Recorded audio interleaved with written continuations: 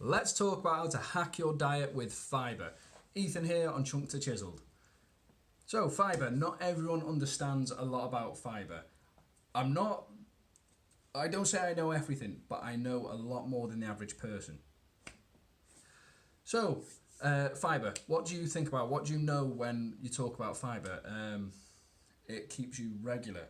It makes you poo. Yeah, that's true. That is something, but don't think because I'm going to say eat loads of fibre, you're just going to sit on the toilet for days. No. But what I'm really going to go into is fibre and calories. Carbohydrates are 4 calories per gram. Fibre comes within carbohydrates. So when you look at the back of a packet of food, it'll say carbohydrates 10 grams, of which fibre 4. But when that happens, the math doesn't work out correct most of the time anymore, because there are 2 types of fibre, soluble and insoluble fibre. So soluble fibre, your body can break it down and use that as energy. But now that gram of carb, which is fibre, doesn't work out as 4 calories anymore. It actually works out as 2 calories. So instantly you are reducing calories by 50% in those carbs. When you eat soluble fibre, it slows down absorption rate of nutrients from your food.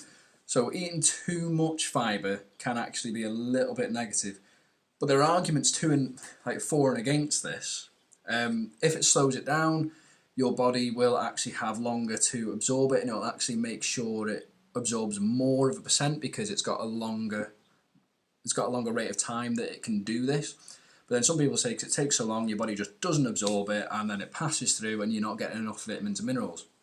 But my thoughts on this is if you are having a multivitamin, that tends to cover all your bases for your vitamins. Great, get a vitamin and mineral. That'll be even better.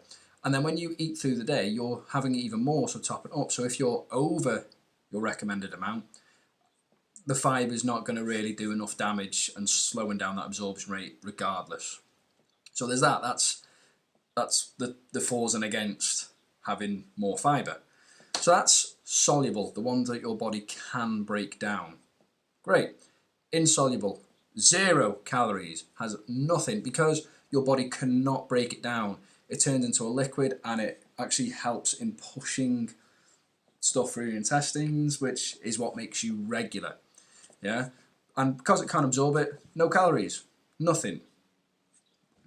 There you go. So of this, now on the back of a packet saying 10 grams of carbs, 4 of fibre, those 4 are at a minimum halved in calories.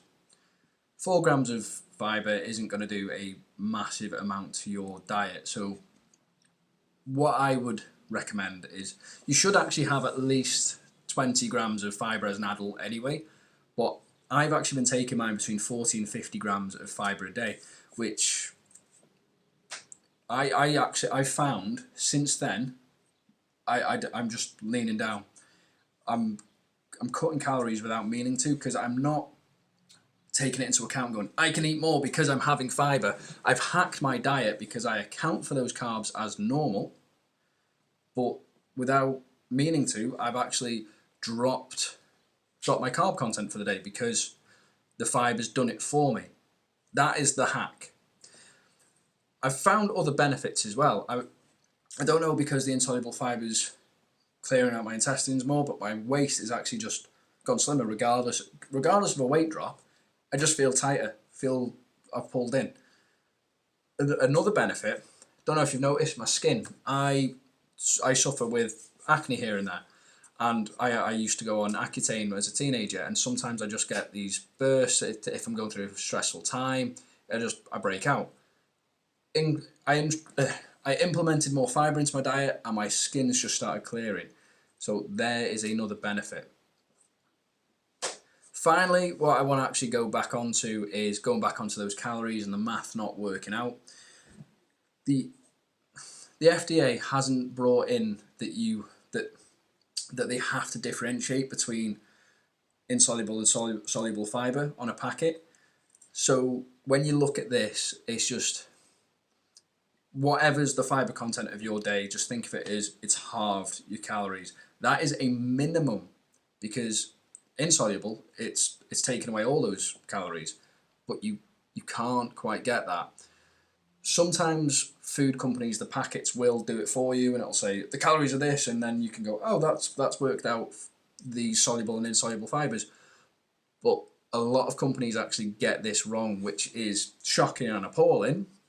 It is. It's terrible. But they don't have to. It's not enforced. I'm sure there's somewhere you might be able to go and report this, and they would have to change the packaging. But they don't do it. They're not all right. Some are great. I imagine if you go to like any like health food brand, they'll do it. They'll be great. But if it's just your normal brand, I don't know, just an example, some sort of like cereal brand that's obviously not a health one, that's like chocolate and all that sort of crap. They don't really care about health anyway, so it's probably those sort of foods that don't. So you might have felt that I've rambled a bit and might have got a bit confused, but what to take away from this video, just in a nice, simple, condensed bit, is increase your fibre. By doing so, you actually drop your carbohydrate content for the day, and carbohydrates are calories, and don't track it. Don't track the carbs anymore. Just think, as long as I hit more fibre, my calories drop, great, and then you're actually going to lose weight at a little bit of a faster rate. Don't overdo the fibre. Cap yourself, I'll probably say, at the 50 grams.